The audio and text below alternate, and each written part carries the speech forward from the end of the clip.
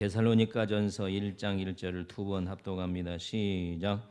바울과 실루아노와 디모데는 하나님 아버지와 주 예수 그리스도 안에 있는 데살로니가의 교회에 편지하노니 은혜와 평강이 너희에게 있을지어다. 바울과 실루아노와 디모데는 하나님 아버지와 주 예수 그리스도 안에 있는 데살로니가인의 교회에 편지하노니 은혜와 평강이 너희에게 있을지어다. 아멘.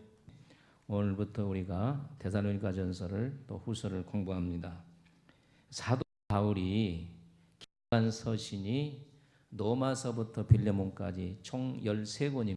그런데 어떤 학자들은 히브리서를 포함합니다. 히브리서는 무명입니다.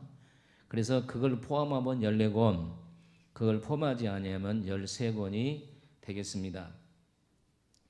데살로니가라고 하는 말은 우리 성남시와 같은 명칭입니다. 도시 명칭인데 중요한 유럽의 항구 도시입니다. 주전 315년 알렉산더 대왕, 헬라를 정복한 알렉산더 대왕의 부하가 카신더라고 하는 부하가 있는데 이 부하에 의해서 이 도시가 세워지게 되었습니다.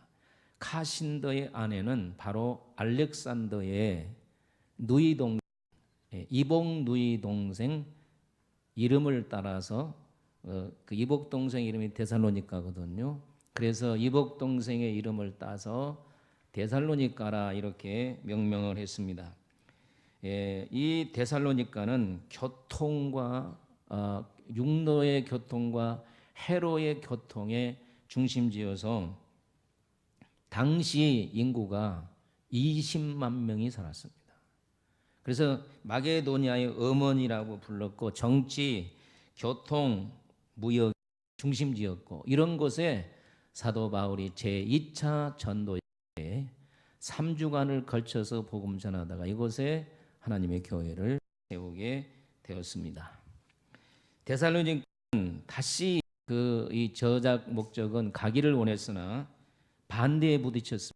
여러분이 사도행전 보면 바울 사도가 데살로니가에서 복음을 전하다가 야밤 도주했습니다. 너무 박해가 심해서 그래서 데살로니가 교회를 세워놓고 자기 수제자인 디모데를 파송하여서 그 교회를 살펴보게 했습니다. 첫째는 어려운 가운데 신앙생활하고 있는 데살로니가 교인들을 위로하기 위함이고 두 번째는 바울과 그의 동자에 대해서 잘못된 생각을 가지고 있는 사람들을 바로 위해서 여러분 우리가 교회 간다고 바르야 되지만 목사에 대한 생각도 바른 생각을 가지고 있어야 됩니다.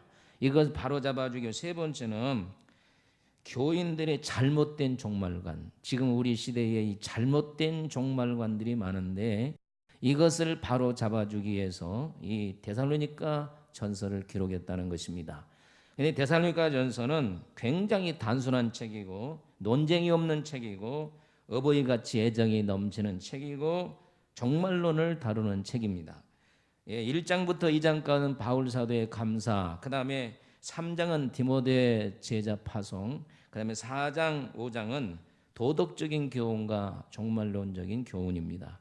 그런데 여러분이 데살로니가 전서 그러면 다 잊어버려도 이거 하나는 꼭 기억해야 돼요. 주제가 뭐냐? 크게 따라합시다. 그리스도의 재림. 이게 데살로니가의 핵심 엑기스가 예수 그리스도의 재림이라는 거예요. 그래서 오늘 우리 시대에 이 데살로니가 전서는 후서는 반드시 우리가 공부해야 될 그래서 하나님께서 이 말세에 관한 말씀을 전해라고 저에게 이 메시지를 준 것 같습니다. 오늘 1절 사도 바울의 축복 기도를 말씀드리도록 하겠습니다. 우리 다 같이 1절을 한번 읽어보도록 하겠습니다. 시작. 바울과 실루아노와 디모데는 하나님 아버지와 주 예수 그리스도 안에 있는 데살로니가인 교회에 편지하노니 은혜와 평강이 너희에게 있을지어다. 이 사도 바울이 서신을 13권 썼다 그랬죠. 그런데 이 로마서부터 시작해 빌레몬까지 항상 서신의 첫 이 머리는 은혜와 평강이 있을지어다. 이 축복을 선포했어요. 왜냐하면 은혜와 평강은 굉장히 우리 생활에 있어서 중요한 것입니다. 예, 우리가 은혜를 받아야 되고요. 그리고 평강이 있어야 됩니다.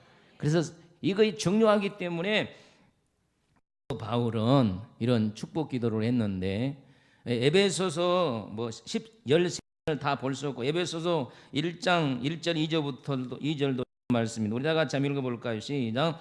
하나님의 뜻으로 말미암아 그리스도 예수의 사도된 바울은 에베소에 있는 성도들과 그리스도 예수 안에 있는 신실한 자들에게 편지하노니 하나님 우리 아버지와 주 예수 그리스도부터 은혜와 평강이 너희에게 무할지어다 있을지어다. 이런 말이 13심 서신마다 다 기록했다는 것입니다. 여러분, 왜 이렇게 사도 바울이 이걸 했냐? 은혜와 평강이 제일 중요하다는 거예요. 그런데 은혜와 평강은 따라합시다. 같이 된다. 이게 굉장히 중요한 말이에요. 은혜와 평강이 어쩌다고요? 기차가 가면 내일이 있듯이 내일 후에 기차가 가듯이 은혜와 평강, 그 다음에 진리와 성령이 같이 은혜와 평강도 항상 같이 다니는 단어입니다. 먼저 오늘 은혜를 한번 생각해 보겠습니다. 은혜라고 하는 말은 제가 좀 안척 좀 해야 되겠네. 카리스라는 말입니다. 카리스라고 하면 공짜로 베풀어준 공유를 말해요. 공짜. 따라합시다. 공짜. 어떤 대가가 아니라 공짜로 베풀어준 호의와 공유를 은혜라. 자, 은혜가 뭐이라고요? 공짜로 베풀어준 어떤 호의나 공유를 은혜라고 한다 하는 것입니다. 무슨 말이냐면 예수 그리스도의 대가를 지불하고 우리가 너무 사랑스러워서 그냥 주는 거예요. 여러분, 제가 생각해 보니까 하나님은 중요한 것을 다 공짜로 주었어요. 여러분 대답하세요. 공기 싼 겁니까? 비싼 겁니까? 굉장히 비싼 거예요. 공기 없으면 죽죠. 근데 공짜로 주었어요. 물 싼 겁니까? 비싼 겁니까? 물이 얼마나 귀한 것입니까? 그냥 공짜로 주신 거예요. 그 다음에 햇빛 싼 겁니까? 비싼 겁니까? 굉장히 비싸요. 공짜로 주셨어요. 이거 전부 다 하나님의 일반 은총의 은혜입니다. 근데 또 하나님이 주신 특별한 은혜가 있어요. 구원이라는 것입니다. 구원은 우리에게 공짜로 주셨습니다. 이미 예수 그리스도가 대가를 지불하고 우리에게 공짜로 주셨습니다. 우리 요한복음 10장 28절로 29절을 다 같이 한번 읽어보겠습니다. 시작. 내가 그들에게 뭘 주노니? 영생을 주노니 영원히 멸망하지 아니할 것이요 또 그들을 내 손에서 빼앗을 자가 없느니라. 그들을 내게 주신 내 아버지는 만물보다 크심에 아무도 아버지 손에서 빼앗을 자가 없느니라. 요한복음 10장 28절에 보면 영생을 주었다 그랬어요. 주노니 두나미스 줬다. 주노니 줬다는 거예요. 무슨 대가를 지불하지 그냥 줬다는 거예요. 줬다. 따라합시다. 영생을 나에게 그냥 주었다. 근데 우리는 공짜지만 하나님 편에 볼 때는 대가를 지불한 거예요. 제가 지금은 이제 나이가 들어 세미나를 안 참석하지만 젊었을 때 세미나 가면은 막 어떤 세미나 가면은 물병도 갖다 주고 막 책도 갖다 주고 막 노트도 갖다 주고 그거 공짜예요. 공짜로 그냥 주는 거예요. 그런데 그 공짜를 줬지만 어떤 사람이 때문에 그 사람이 대가를 지불하고 우리에게 준 거란 말이에요. 구원이라고 하는 것은 우리에게 공짜로 왔지만 반드시 그 배후에 예수 그리스도의 십자가의 공로, 십자가의 피를 통하여 우리에게 공짜가 오는 줄로 믿습니다. 아멘. 그런데 이렇게 하나님께서 우리에게 구원이라고 하는 놀라운 은혜를 주셨는데 우리들의 생활 속에 다른 은혜도 엄청나게 필요한 거예요. 구원의 은혜뿐 아니라 하나님의 공짜로 주는 우리 생활 속의 은혜, 자식을 키우고 직장 생활하고 사업을 하고 건강 생활 유지하고 이런 모든 생활 속에 하나님의 은혜가 얼마나 중요하고 필요한 줄 모릅니다. 우리 한번 저를 따라하고 주께 기도. 주여, 나는 은혜가 필요합니다. 믿으시면 아멘. 우리 모든 영역에 있어서 하나님의 은혜가 필요합니다. 우리 찬양 한번 불러봅시다.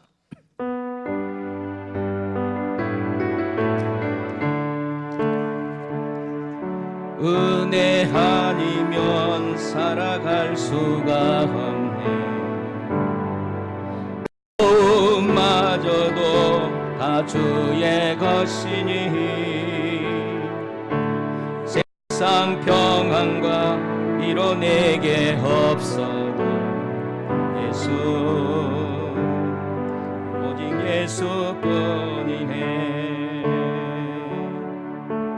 그 생태에 다 볼 수도 없고 작은 고난에 지쳐도 적게 묶인 나의 모든 삶 견디게 하시네. 은혜 아니면 살아갈 수 없네. 나의 모든 것 다 주께 맡기니 내 평안과 이뤄내게 주신 주 예수, 오직 예수뿐이네. 할렐루야. 정말 우리가 은혜 없이는 살아갈 수가 없습니다. 아멘. 그런데 은혜와 평강이 어디서 오냐는 것입니다. 조금 전에 에베소서 1장 2절을 읽었는데 다시 한번 우리 읽어보도록 하겠습니다. 시작. 하나님 우리 아버지와 주 예수 그리스도로부터 은혜와 평강이 너희에게 있을지어다. 아멘. 잘 보세요. 은혜가 평강은 돈으로 오는 것이 아닙니다.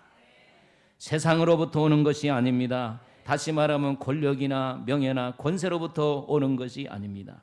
은혜와 평강은 오직 하나님으로부터 옵니다. 예수님으로부터 온다는 사실을 여러분 꼭 기억하시기를 바랍니다.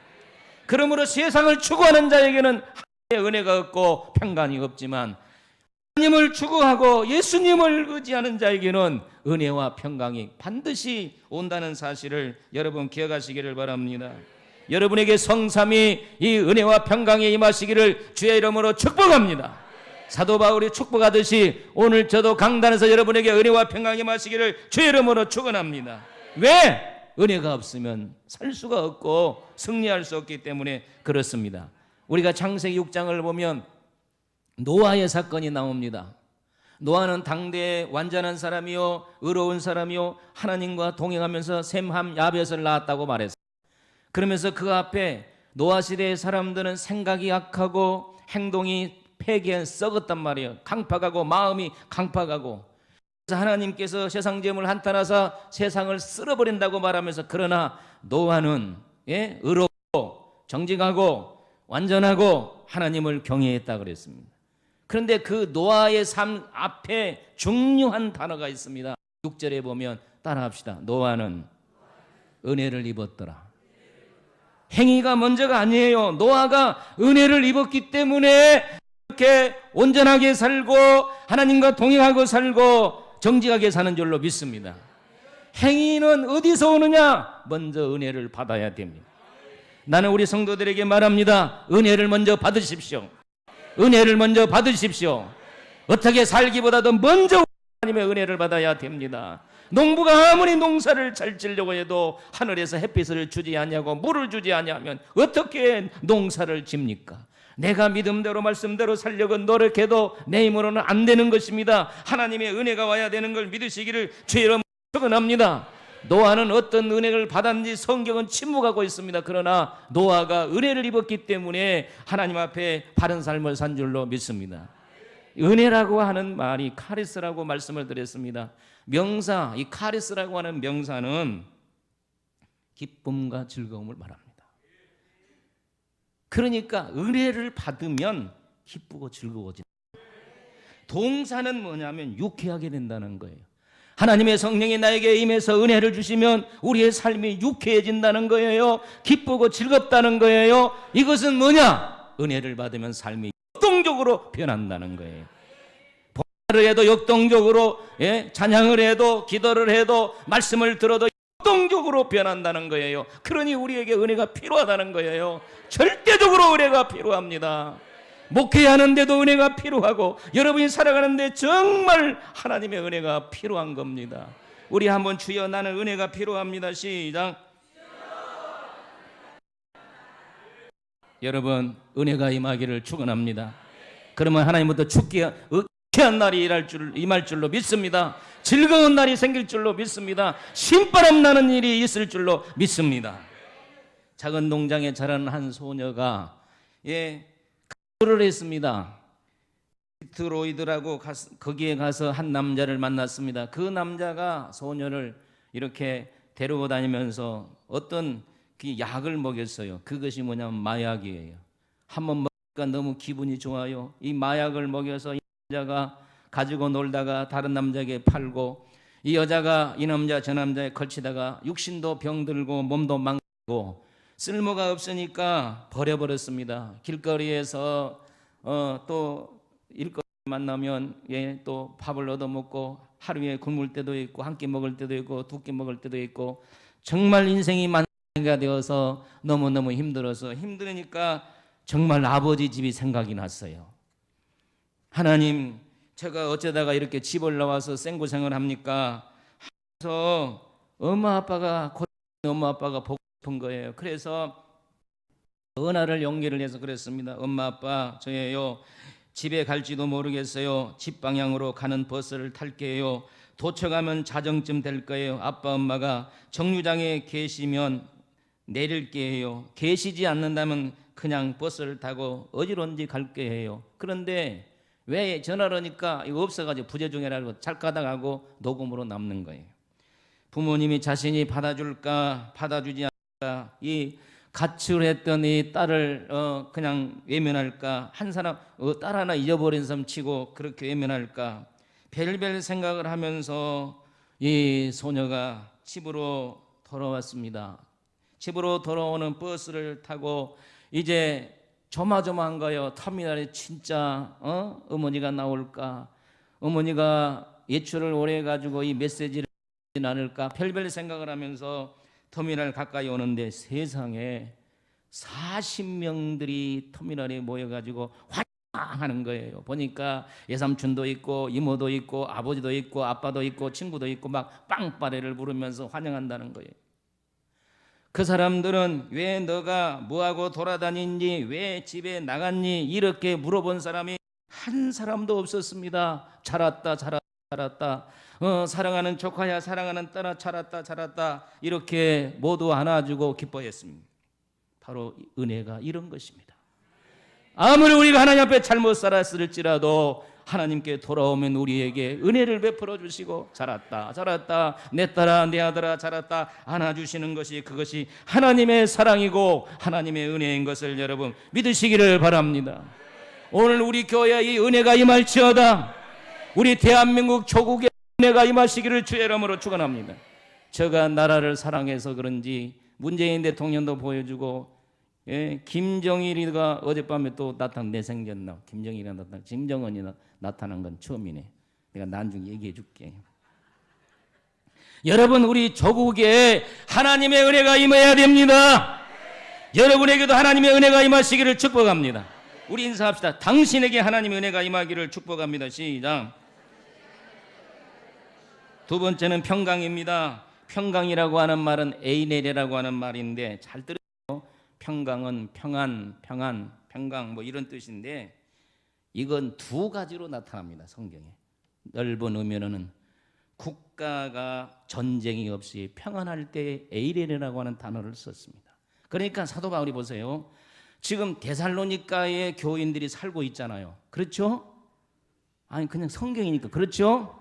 그러면 데살로니가 편안해야 그 안에 살고 있는 성도가 편안하잖아요. 정말 이해하십니까? 노마에 사는 성도들에게 편지하노니, 그러면 노마 나라가 편안해야 그 속에 살고 있는 성도가 편안하다는 거예요. 그래서 이 평강이라고 하는 말은 넓은 의미는 국가가 편안하고 안전하는 것을 에이레네라고 하는 평강을 썼다는 거예요.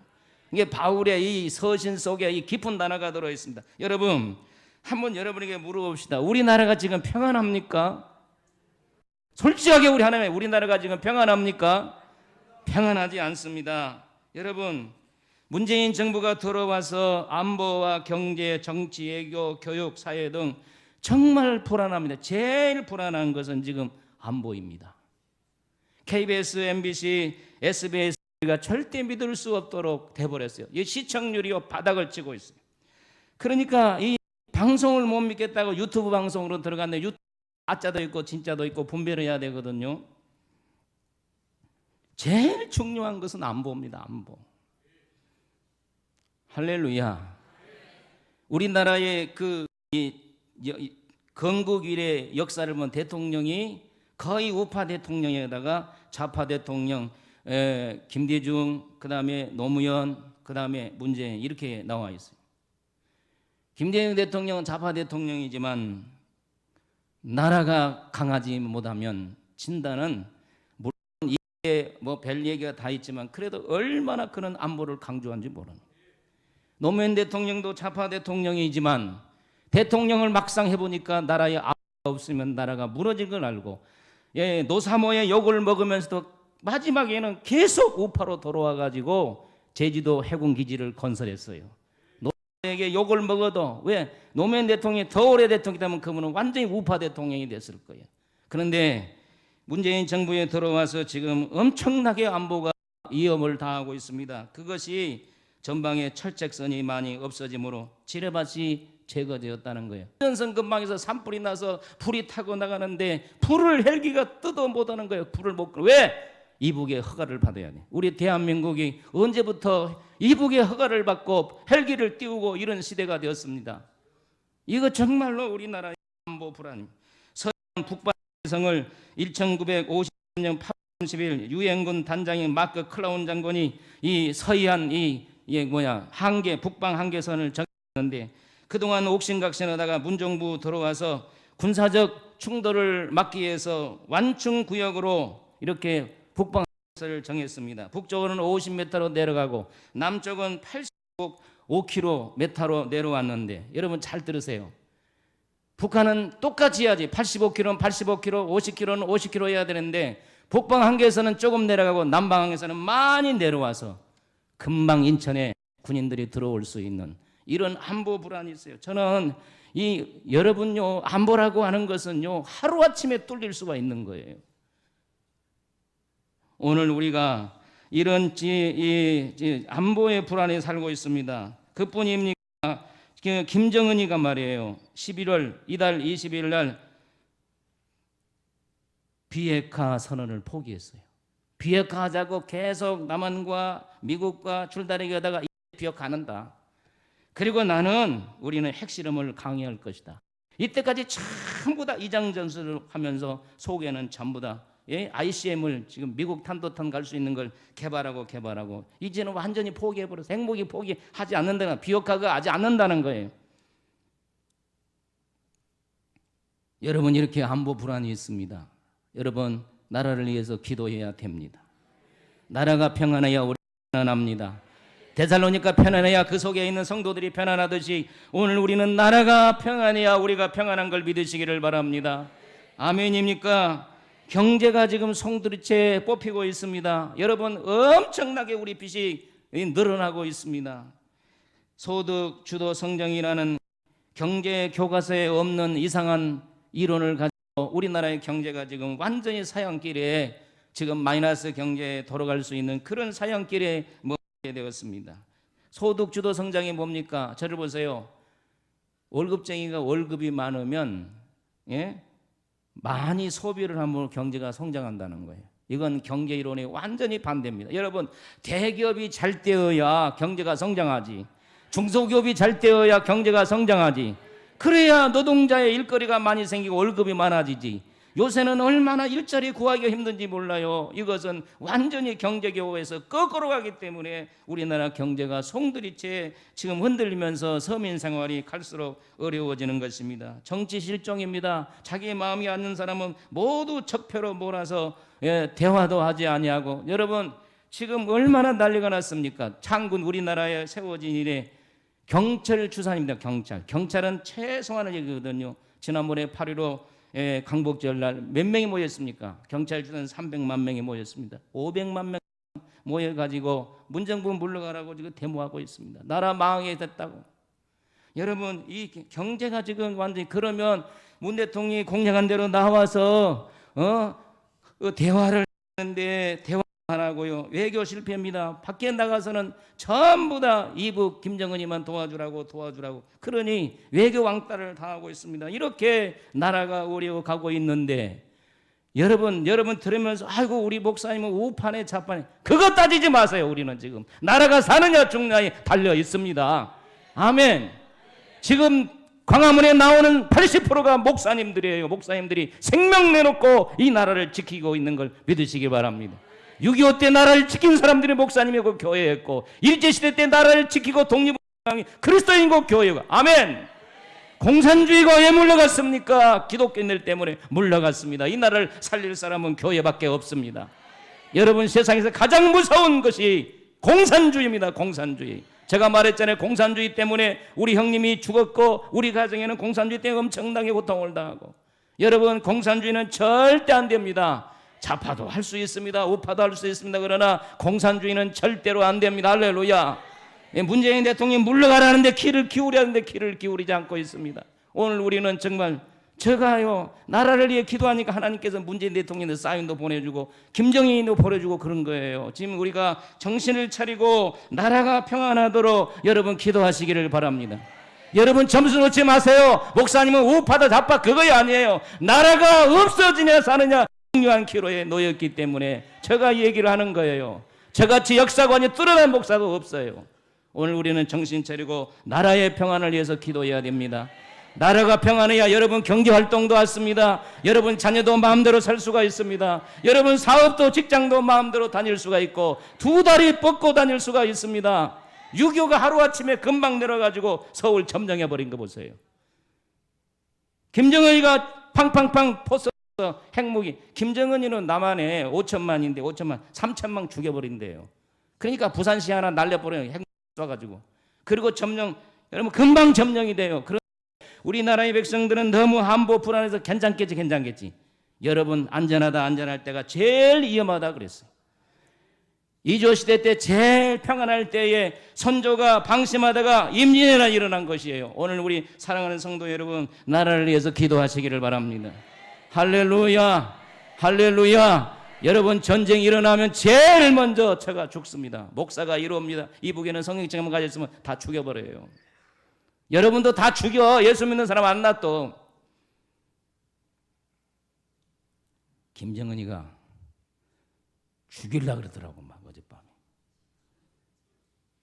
포탄을 주더라고 막. 여러분 이런 상황에 할렐루야. 오늘 옆에 사람 인사합시다. 나라가 평안해야 됩니다. 사랑하는 성도 여러분, 오늘 우리는 기도해야 됩니다. 때로는 잘못되면 결기도해야 됩니다. 여러분의 일본 사람들이 잘못 가르쳤어요. 예, 정치에 참여해야 되는 것입니다. 예레미야 선지자는 어쨌습니까? 스디기야에 찾아가서 왕이여, 이스라엘 나라가 유다 나라가 망하게 되었습니다. 항복하세요. 어떻게 교회가 정치를 참여하지 않을 수 없습니까? 정치 분리는, 종교와 정교 분리는 그거 아니에요. 언제 제가 설교할 거예요. 오늘 우리는 정치에 참여해서 잘하면 박수 쳐주고 못하면 우리가 책망을 하고 이 나라를 바로 세워줄 자는 그리스도밖에 없는 걸, 그리스도인밖에 없는 걸 믿으시기를 바랍니다. 아멘입니까? 정신 차리고 여러분 사시기를 주의 이름으로 축원합니다.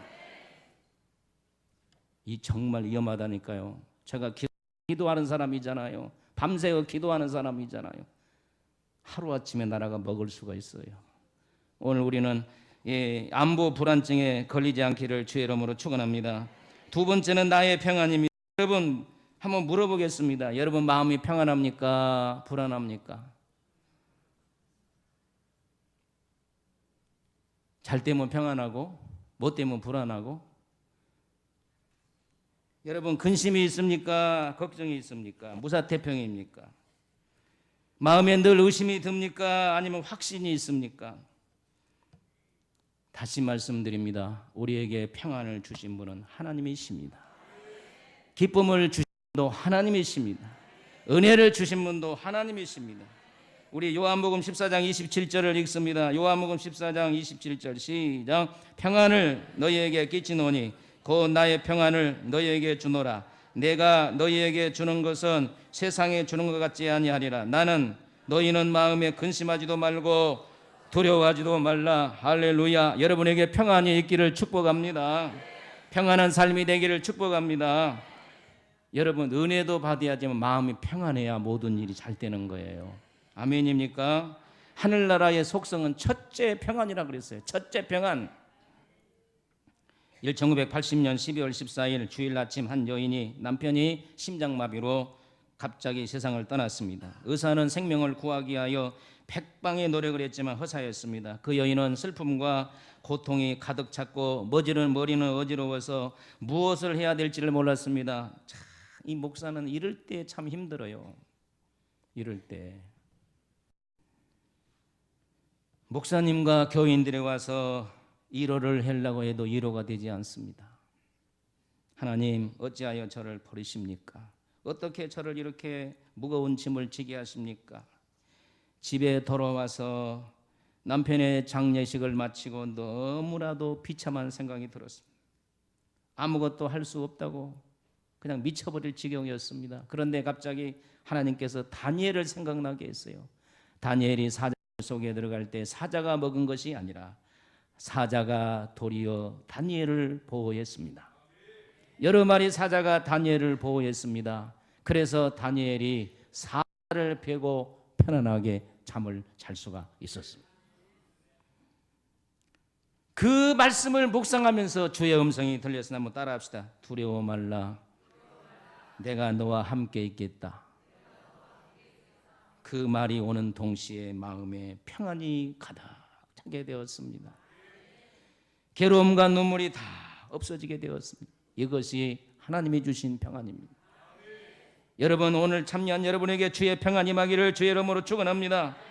미국이 얼마나 잘 사는 나라입니까? 그런데 1년에 수면제가 700억 알이 소비된다고 합니다. 한 사람이 먹는 수면제가 하루에 1,900알이라는 거예요. 하루에 미국 사람이 먹는 수면제가 1,900알. 한번 여러분 묻습니다. 왜 수면제를 먹죠? 뒤숭숭하고 뭐가 안 오니까? 잠이 안 오니까. 그러니까 미국 사람이 하루에 1,900알을 먹으면서 잠을 못 잔다는 거예요. 또 골머리가 아파서 아스피린을요 한 해 동안 1,100만 파운드가 먹는다. 1년에 750억 두통건수가 생긴다는 거예요. 그러니까 미국 사람들은 잘 살아도 다 마음이 불안해서 아스피린 먹고 두통이 아스피린 먹고 그리고 잠이 안 와서 또 수면제를 먹는다는 거예요. 우리나라를 봅시다. 우리나라는요 제일 잘 팔린 약이 뭔지 아세요? 여러분, 개보린, 펜잘, 암시롱. 이거 뭔 약입니까? 진통제 아닙니까? 진통제.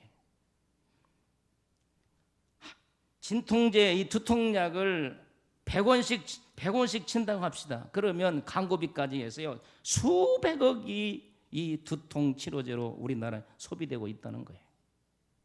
왜 우리나라 사람들이 왜 이렇게 두통 때문에 잠을 못 잡니까? 두통이 뭐 때문에 두통이 마음이 평안이 없고 슬프고 괴롭고 고민스럽고 고통스러우니까 암시롱, 펜잘, 내가 광고 잘하네.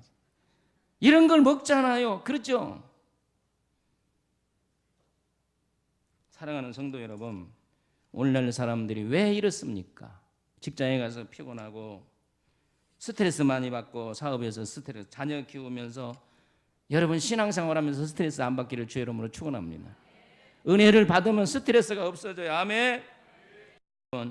속상하십니까? 괴롭습니까? 하나님의 은혜 받으세요. 하나님의 평강을 맛보세요. 다시 말씀, 이것은 하늘에서 옵니다. 하늘에서 옵니다.